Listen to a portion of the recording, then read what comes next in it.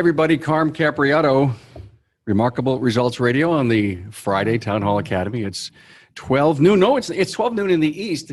I have to remember I'm one time zone away. I'm in Florida, and who would have known that this section of Florida that I'm in, Sandestin, is in Central Time.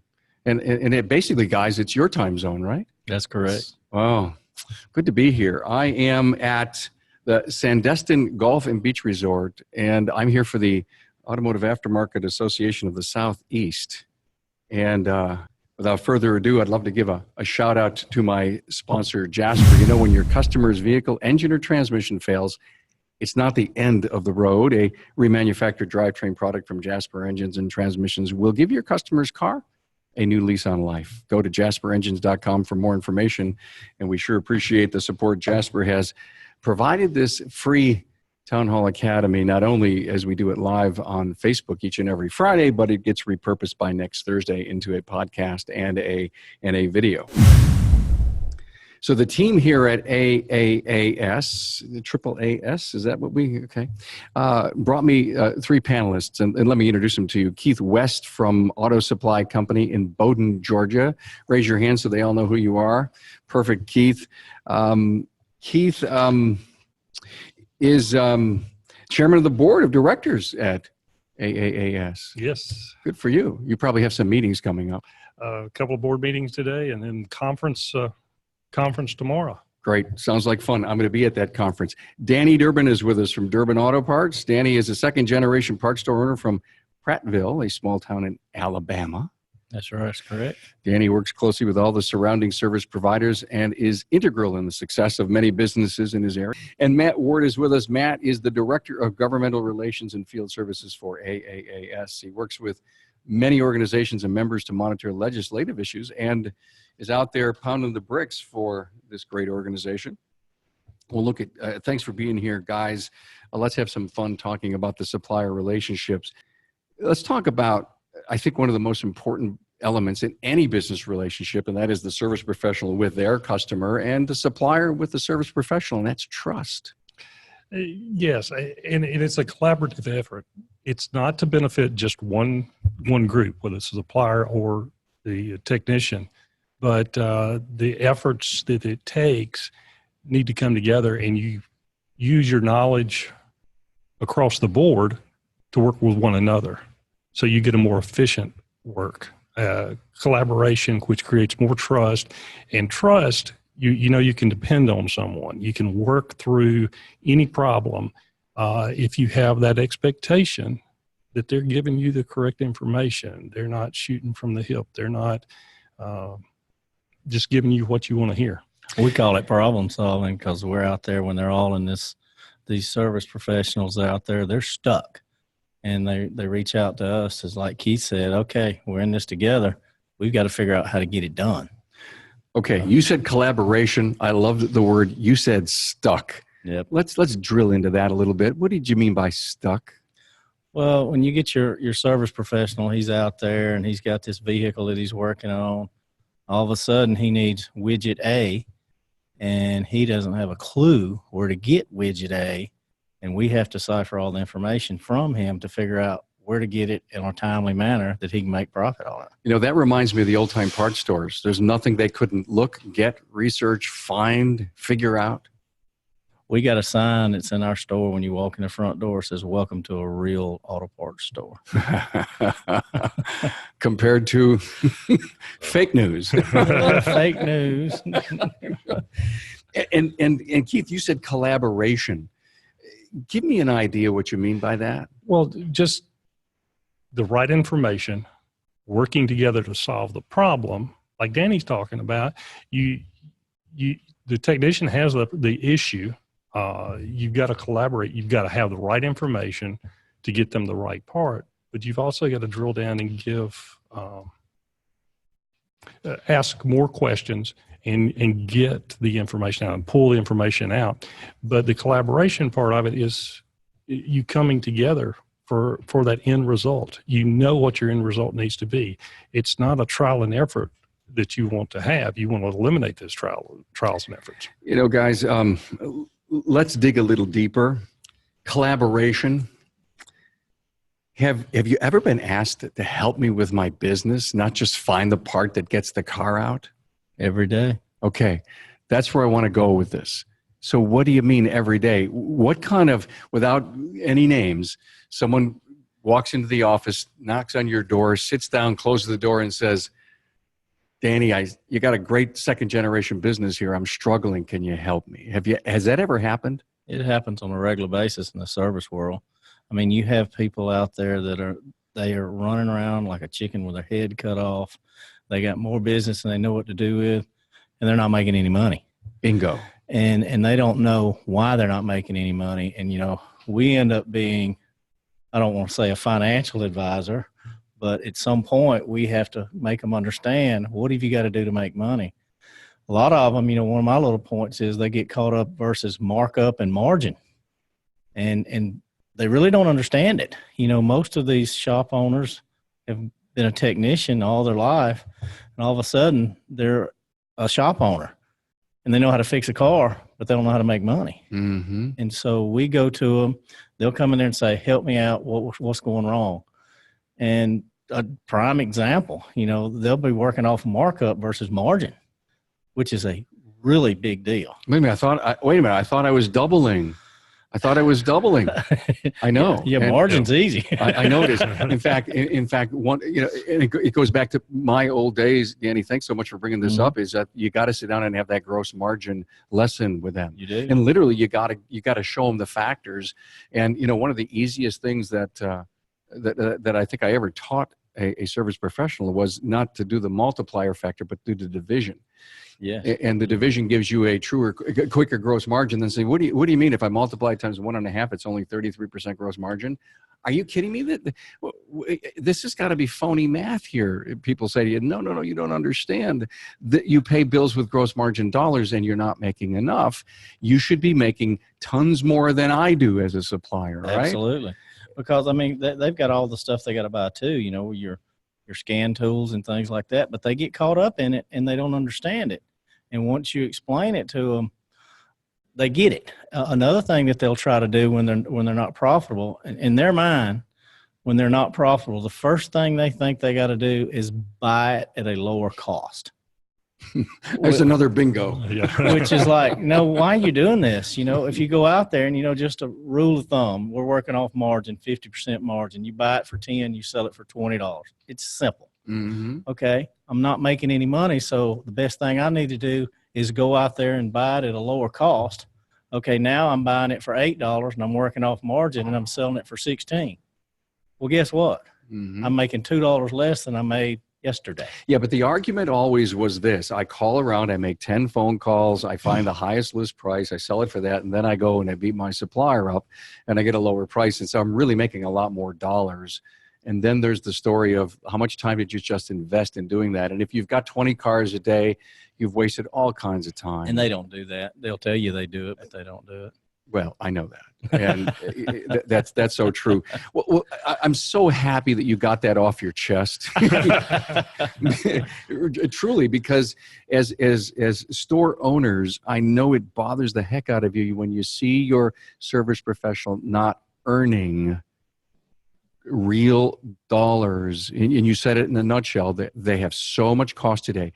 I've done so many shows on this. So. I mean, the catalog is over 550 episodes, and I'm going to guess there's 100 out there that talk about the profitability of the company. And we're really talking an awful lot lately about labor rates. Oh. Did you ever sit down, guys, and really help them understand that just because Charlie down the road's getting 79, that you need to be 75, maybe you need to be 95? Did you ever tell that story? We've worked with hours to push them to get paid for what they do. And sometimes they'll get caught up, well, I've got to be competitive. Well, you got to be competitive, but you also got to make a living. Bingo. And if you're not making a living and you're not getting paid for what you do, that's when they come to us and they say, I'm not going to make any money. And at the end of the day, they're making $65 an hour on labor rates where it should be 95 or 100. Yeah. You know, some of the OE dealerships, they do structured tiered labor rates, where the longer it takes to do the job, the higher the labor rate is, because they're not turning the vehicles in the bays. That's right. Yeah, we've done shows on the variable labor rates. Now we're Yes. doing testing, diagnostics, Mhm. and we're and the part is not that a large enough factor in the entire invoice that you've got to have a higher labor rate You do. because. And so we recently did a show, and I'm trying to remember where the discussion was, but it was $1,000. It was $1,000 bill. Well, let's go out and sell some big ticket items. Well, the average, I saw a great report. The average net profit of a service professional is 4%. We're going to do $1,000 job. That means I made $40. At the end of the And day. so how are you going to attract great talent? And so, Matt, you're out there and you're seeing not only jobbers, but service professionals. Any of them ever come to you, Matt, and say, hey, gotta have some good ideas on how to grow a more profitable business? We always hear that we need better labor. We need more skilled labor, more skilled technicians. Yep. That's something that a lot of businesses are having trouble with these days. So that's something that I hear when I'm on the road visiting our small business members. What kind of advice can you give them? Well, having great benefits, having great, unique things to your business that you do to bring in people. There's a whole host of different things that you can do as a owner of a business to keep people engaged and working for you. And you're here, basically think about the value that associations are to the industry. Huge. Service professional, jobber, WD. It's like if you don't belong to an association, and I firmly believe this because I was always a big fan and always joined, and I continue to be on the board of an association. You've got to join, because not only do you get some really good programs, benefits, great costs on the things that the association brings you. You guys are here at a meeting and you know each other and you're talking about business and you're learning from other people. We feed off each other. Yeah, it's the networking piece that is so important that all of a sudden, bing, it opens up the mind of so many people. So thank you for affirming that networking continues to be one of the biggest advantages of associations. It is. I always say that even when you go to, I don't know, we've been a member of this association all my life. So I don't even know how long, I'll be honest with you. But we always get something. You may not reinvent the wheel, but everywhere you go, you'll get to networking with other jobbers and with the personnel at AAAS. And all of a sudden, bingo, that light goes off. Yeah. And you figured out, you know what, this is something that we need to do in our business to help our employees. Danny, you told me the other day that you try to get across to the service professional having the win-win-win-win. Yeah. In our world, we've been out there and we've put many manufacturers out of business. We just have, by beating the manufacturers down on price. And, we have a little saying that. So wait a minute. So if the service professional comes to you and says, I got to have a better price, ultimately you get so worn out that you go to the supplier and you say, we have to have a better price, better price. Yeah. And ultimately they start giving in. The warranties come into play. All of a sudden you got huge warranties that come in. So, we have a saying that everybody has to win. The manufacturer has to win. The distribution has to win. The jobber has to win, and the dealer has to win. If you take one of those four and they don't win, it will never work. Just can't. It has to be, everybody has to get a win in it. Did you believe in this? I used to go to my service professional customers and I used to say, okay, don't support me, be fourth call, like, even though I'm deserving of the first, and, put me out of business. Where do you think your prices are going to go? Up. Yeah. And so, competition's good. Competition is good everywhere. It is. But also support is important. We try to build those long-term relationships with our programs and our quality. And again, they say, hey, I'm not making profit. I'm not profitable.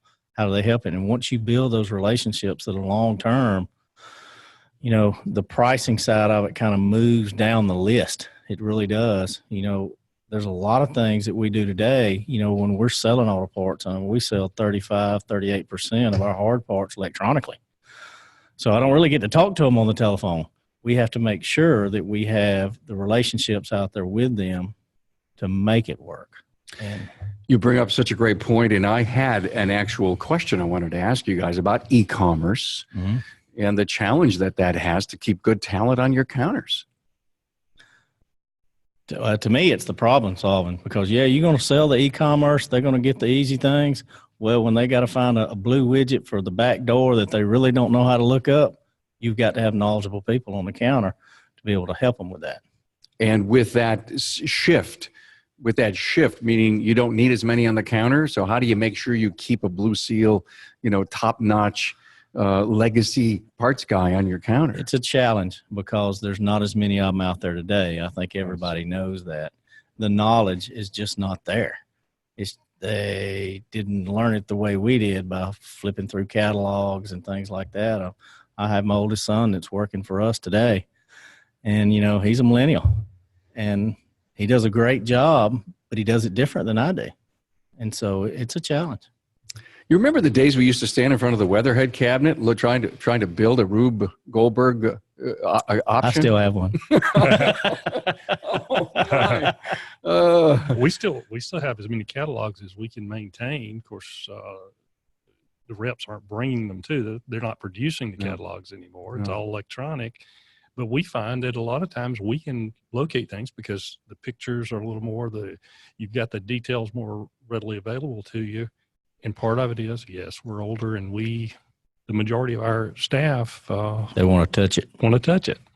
And some of our technicians want to touch it. Yeah, we're doing a lot of electronic catalogs nowadays where, before we've got a rack of catalogs behind us. Our store's really clean and up to date, and we have this catalogs in order. A lot of them are old catalogs because all the new catalogs we've got in a file that we're doing all electronic catalogs now. So. Smithsonian? Yeah. Yeah, Smithsonian. We're a museum. museum catalogs. I can't even say that today. Well, They're very weathered. most of them, they're weathered, and you look at them in like a 07 or 08 printed catalog. But they are like so valuable. They are.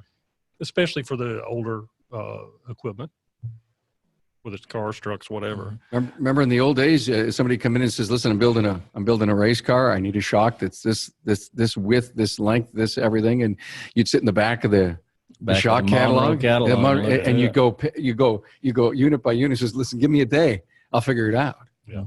Well, today that thing's electronically, and we have to scroll down there through it to find it. And everything's more immediate. You don't have a day. And You've got to move fast. And will a millennial parts guy actually know to think about doing that? Google. We use that too. Okay. Google it. I love it. Oh, yeah. All right. One of the things that Danny said that really hit on me was the service part of it. Is a lot of times we don't put value to getting that information, for going deeper and finding the right part. Our advertisement is right part first time. And so a lot of times you have to ask those questions. And that relationship with your technician and your counter staff is, hey, let's see if we can figure this out. Maybe it's not this widget. Maybe it's something else. We've seen this. You've got a lot of experience behind the counter from a lot of different people coming in the door where that they've already tried the other things. It amazes me, some things, especially like electronically now, the things that in a car affect the way it runs. And, back in the 80s, you wouldn't have thought.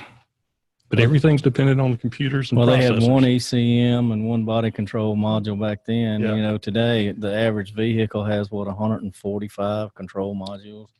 Type of Something processor. like that. It's nuts. It is. Yeah. Hard to be in the parts business today, guys? I don't want to say hard because nobody's going to stop driving tomorrow, I don't think. Okay, let me rephrase that. From an investment of inventory, how the heck are you handling it? It's tough. Yeah, because you're steadily having to add SKUs to keep your availability for the product. You have to make sure your supply chain is accurate and easy to get to. Our supply chain is we're steadily buying from multiple places. From our distribution is now using the hub and spoke model, where you'll have, the hub store, and then you'll have the spokes, which is basically the other auto parts stores. But what are they putting in those hubs? 3-4 million, do you know? Easy. 3 or 4 million? Mm-hmm. I can't imagine what your investments are. They've got to be, 7 figures. Yes. And you know, that becomes one of the biggest, I think the biggest challenge is the new parts are coming out. How smart to know the vehicle count in your marketplace, but then, oh yeah, I got to put that in stock, but that part never breaks. So it sits on your shelf collecting dust for a year or two before you decide to send it back. And you just took an investment, you know, in a product that maybe will never break and won't ever sell.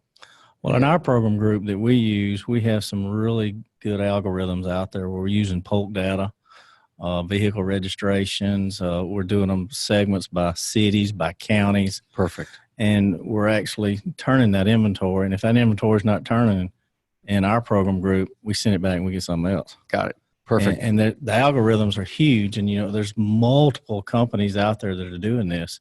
You have to, because the days of looking in the book of a classification schedule, they gone. That's right.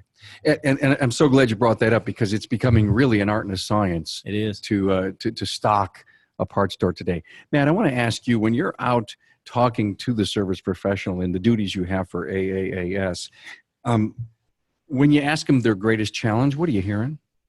It's what we were discussing earlier. It's finding skilled labor. You know, we went through a long time in this industry where well, not specific to this industry, but you're putting more emphasis on a 4-year degree, not getting a trade school degree or a qualified technical school degree. And we've kind of hit a void where a lot of the skilled technicians in this industry are retiring, phasing out, and we don't have as many people that are engaged. And you're talking about the amount of technical coding and computers that are on a vehicle these days. I think it's changed what you have to know to be good in this industry. And we got to get that message out to young people today that it's not necessarily just turning a wrench and getting greasy, but you can be working on a computer. You have to have a laptop. You know, you say you got a millennial doing things differently. Well, that might present some unique opportunities for this industry. Right. I watched one of your podcasts about how do I get this technician to make 100K? Mm-hmm. He buys into the program and he does it right, and he can make it. I have to tell you, that was an eye opener, and it's not like I haven't heard it from so many people in the industry, but I knew that we had to lock it down. We had to do a show on it. And what I found so fascinating with it is there's literally Seth Thorson, who was on, said, listen, here's my program to any new hire. And he says, these are what you have to do in order to earn that kind of money. And he told the story of a person walking in and showing him the program. And he says, what do you mean I have to go to 4 weekend training seminars a year? He goes, you have to, because that's all part of your pay. That's all part of why we're the kind of continuing operation. education. Yeah. And the guy said, well, I don't want to do that. He said, well, then you're not going to make that kind of money here. You may not even get hired, but the fact of the matter, he wants his people to earn, and he wants them to go through the steps, be it comeback rate, ASE, certifications, be it longevity with the company, all the different steps that efficiency, all the steps that they have to go through in order to earn it. It's not like I'm going to give the guy a check for $100,000 in cash and a salary every year. And hope it's it just works. Be part of my business, help my business be successful, help it grow. I'm willing to give to you if you help me along the way. Because in turn, I know that all of these steps into this $100,000 program, that includes all the benefits and everything that goes with it. It's stacked full. You know, the take home could be $69,000, but the benefit plan could be so heavy, laden rich with benefits. Most of your service facilities, the lead technician is by far the highest waged person at the company other than the owner. Right. Always. Yeah. The lead. Then you have the other techs that don't want to go through what they're supposed to do and all that, and they wonder why they can't be making the kind of money that the lead tech makes. Hey, Jasper has over 2,000 associates, 3 manufacturing facilities, 2 distribution centers, and 45 branch offices all across the country. And they're all working to produce, transport, and deliver to you the perfect product. And that's what they do best, keep customers happy so you can. Thank you, Jasper, for supporting the Town Hall Academy. Matt just said the greatest challenge that he hears in the field is help. You guys, I'm asking a question I know the answer to. So when Keith, when someone says, I'm having such a tough time finding, I don't care, Pick it, A Tech, B Tech, C Tech, whatever A, Right. B, C means, doesn't matter. Can you help them in any way? We do know a lot of techs, and as you have we've already talked about, is you have failing businesses all along. It may not be the tech's issue that may allow the business to fail. So you have a lot of people in your that you know. In your network. So they're in your network. Yeah. Isn't that a sticky topic? Come on, guys. Don't you have to be neutral? I think you can be neutral and say, I know of these techs. The other thing that we've started trying to do is supporting our technical colleges to be able to bring those people and train those people, and they come straight out. Most of the technicians coming straight out of a 2-year program, they can find a job. They're going to the dealers, aren't they? Not all of them. We actually started a program at our local high school. We call it our VOTEC school. Mm-hmm. That you apply in 8th grade to go to this automotive academy, Mm-hmm. and you start in 9th grade and 10th grade. Perfect. By 11th grade, you're taking early release and you're going to work, be it in an auto parts store or a service facility. Mm-hmm. You graduate high school, and the service facility or the auto parts store will help you pay for your education going to a junior college, a 2-year tech school or whatever, with a contract to come back to work for them. More and more of this going on. We just started it. Ours actually starts this year. We've started putting it in place because we were having trouble finding, like Matt said, finding techs and people in the industry. And a lot of times, like he said, you get too many caught up in the 4-year university program, but that doesn't really create really good techs all the time. So, Well, and we've also started letting the tech schools come. We do a customer appreciation day once a year. Fairly large group of people come together. So we let them put a booth in and get to know some of the younger people that come to our customer appreciation day, the people that are interested in cars and things like that. Some retirees want to have a second career. They may have retired from the service after, at 50, and they want a second career. So those opportunities to support the tech schools is also important. I love it. There's so much going on with education today. So we've done a lot of shows, and I'm on an advisory board of our 2-year college program and learned a ton. And there's a lot happening with those programs. I think the investment in middle school, high school, and post-secondary is going to grow at a phenomenal rate over the next 4 to 5 years, because the principals, the superintendents, and the presidents of the college are finding out what a critical need there is in skilled trades. It doesn't matter if it's automotive, if it's service welding, industry. bingo. And I think they're going to start moving their money around. Now, that's where it's going to take people like is at this table to be sure we have a voice, and that we carry our soapbox around with us, and we start talking heavily about it. Hey guys, thanks for going in that direction for me. I appreciate that. You had mentioned, Danny, a couple of things about what they want, beat you up with all the time. And, there was always that rule, service availability or price, you pick 2. Oh, yeah. You can't have them all. You can't have them all. And then I also think of, credit assurance, making sure that when I send the part back, I actually do get my credit.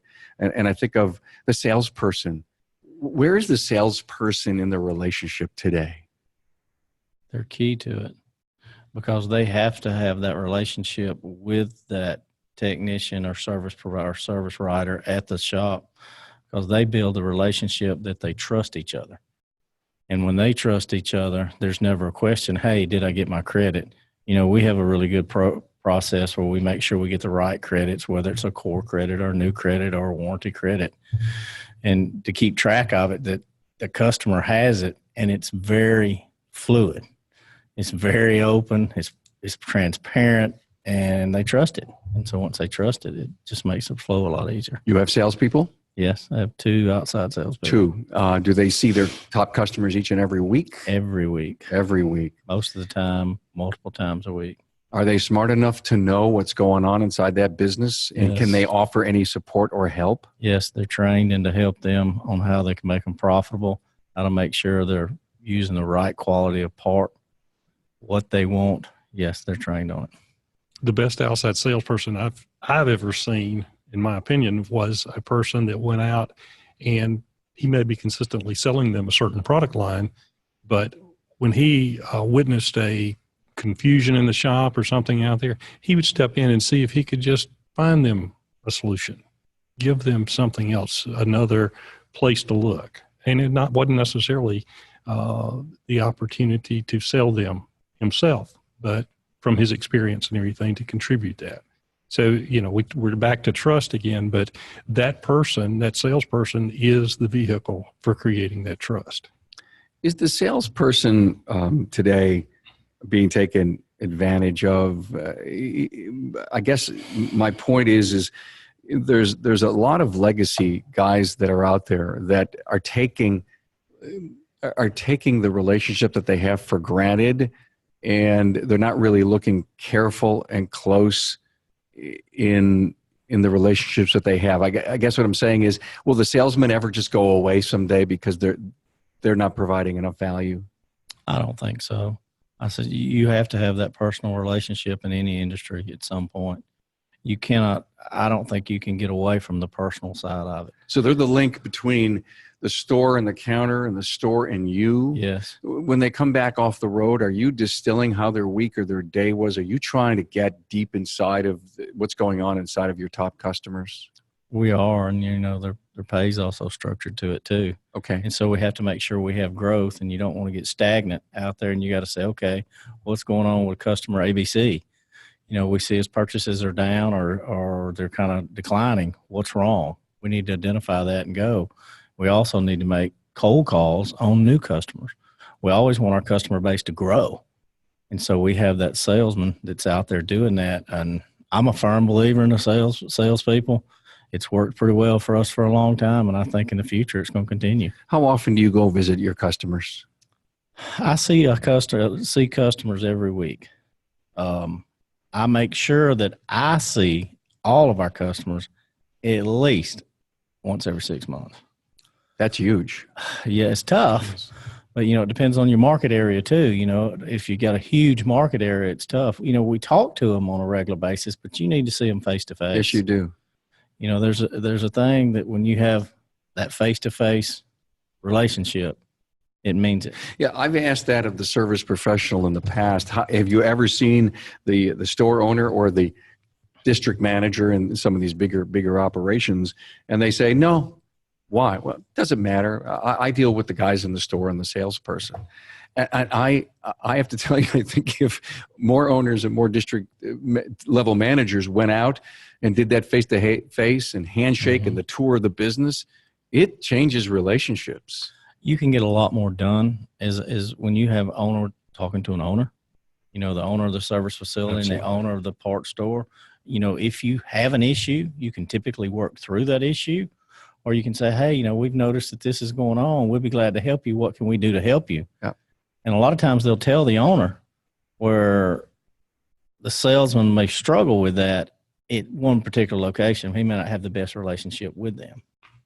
How about you, Keith? I think that I know that the personal contact from the owner allows that person to feel like they have his or her ear, and they feel more confident that they're being heard, and don't hesitate. If we have a problem, I want it brought to our attention.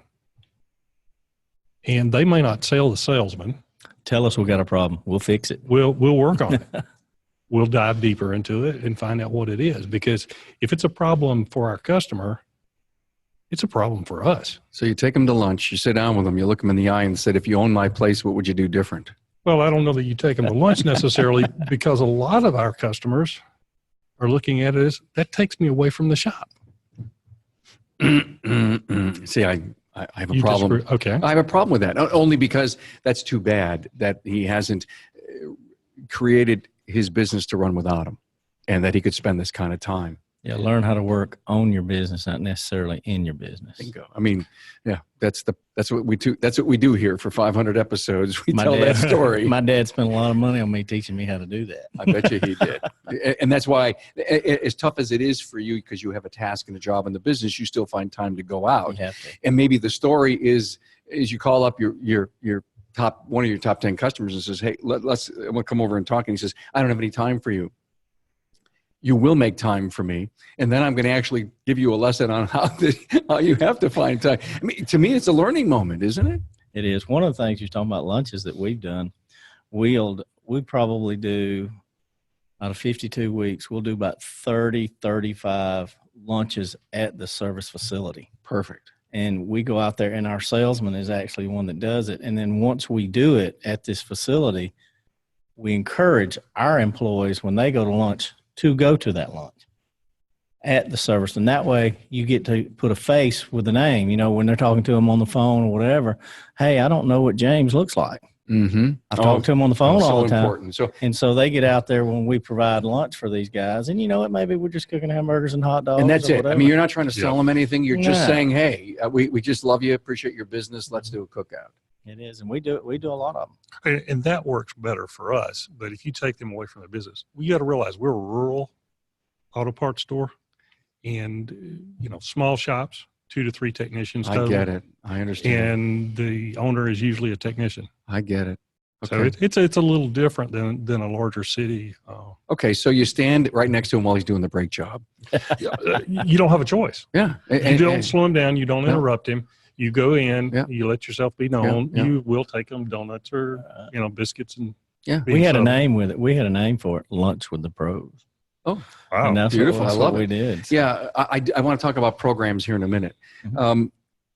Training, Matt. What kind of training does the association offer? We don't offer training with the association. We're trying to partner up with some of the community colleges, and I talk to legislators all the time Got it. about getting everyone on the same page so we can point people in the right direction when they do come to us for training. Remember what part of Matt's job is, and it just thank you for saying the word legislators. I mean, you're working the whole legislative factor here in this organization. Yes. You like doing that? I do. We're monitoring legislation, when sessions are in, to make sure they don't impact, number one, this industry in a negative way. If it's something positive for the industry, then that's something we're going to get behind and bring all of our member businesses together and educate them on these issues. And then, just small business issues and overall business issues that could impact our members. That's something that we monitor and work on. Did anyone ever come up to you and say, what the hell are you doing that for? And then you said, don't forget the government's your partner. Did you ever say that? Well, it's something you got to deal with. If you're not paying attention to what's going on in your legislature, then you may find yourself out of business quickly. Such an important job. Yeah, the Right to Repair Act. I know. You got to be Yeah, I just did a great interview this past week, and it hasn't released yet, with Bill Hanby. Joe Register, it hasn't released yet. And, we're all talking about who owns the data and all this stuff that's going on. And it's scary. It's scary, guys, to know what this next fight is going to be about. It's really going to be about everyone who is listening to this show and will listen to this in the future. You've got to start writing letters. You got to start making some noise, because that OE dealer group is got more money than we're going to have fighting. Wasn't it Bill back. that was our speaker last year about the data? That was Tom Tucker with Tom Auto Care Tucker with Association. Auto Care Association. Yeah. So we continue to talk about that. Let's talk about programs, okay? Back in the day, you could buy 6 and get 1 free, or a fishing rod or some junk like that. Are programs big today in your relationship with your service professional? They are in mine. Okay. You ask about training. I'm a CarQuest Auto Parts jobber, Okay. and we have the CarQuest Technical Institute, which we sign up our service facilities, and they go to training 6 times a year. It's typically a 2-night training. Some of it's hands-on, some of it's not hands-on. Some of it is you're actually learning the scan tool. Perfect. Some of it's you're learning the hybrid side of it. And we have probably 15, 18 facilities. that Okay. participate in So that. the point is you're not having a problem filling seats. We don't have a problem filling the seats. We have a problem from the commitment side of the technicians. The owners are in. And I think we were just talking about this a while ago. You know, you want to make this much money, you got to do this, this, and this.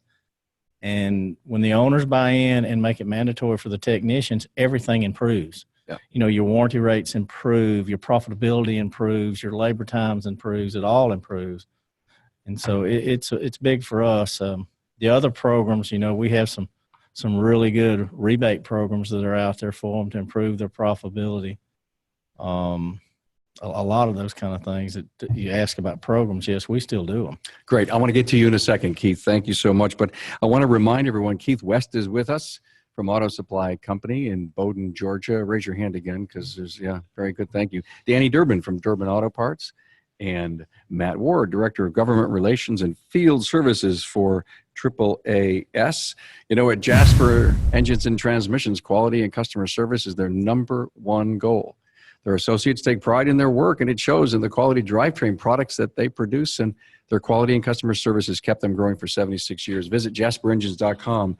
You know, I was at the Jasper headquarters in Jasper, Indiana this past January, and it is an associate-owned company, and boy, I'll tell you, you can just tell the vibe when you're there. It's such a great company. Hey, well, thanks for being here, everyone. I want to talk to you about training, Keith. I wanted you to tell me about your perspective on that. I think training is very important. We do mostly on-the-job training. Again, small, one store operation, and the biggest thing we have now is using the VOTEC schools. Got it. Okay, that makes a lot of sense, and there's a lot of that going on. Well, and just supporting them. Yeah. We've got a good relationship with a number of the teachers, and you know, we get the full discussion of you know. These guys need a place to go. Yeah. But most of those are going in as technicians, but we also need employment.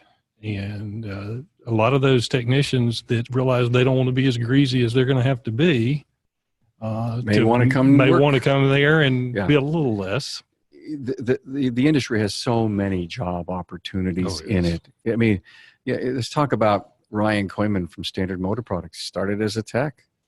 You know, Bob Pattengale from Bosch. His dad owned a shop. He's the director of training for Bosch. So there's so many opportunities in our industry. Actually, I want to do a show on that. I don't think we show the growth potential in our industry very well. Yeah. Well, look at do service professionals stock anything anymore? They don't stock as much as they used to. You know, nowadays what we call, you know, hot shot delivery, where, you know, 30 minutes what is okay, hot shot in your town is 30 minutes or less. How about your town, Keith? We don't have a time on it, but usually we can get to our customers within 15 minutes. Okay. Oh, wow. Even though you're as rural as you are? Yes. Wow. Well, we don't have as many customers for one thing. Okay.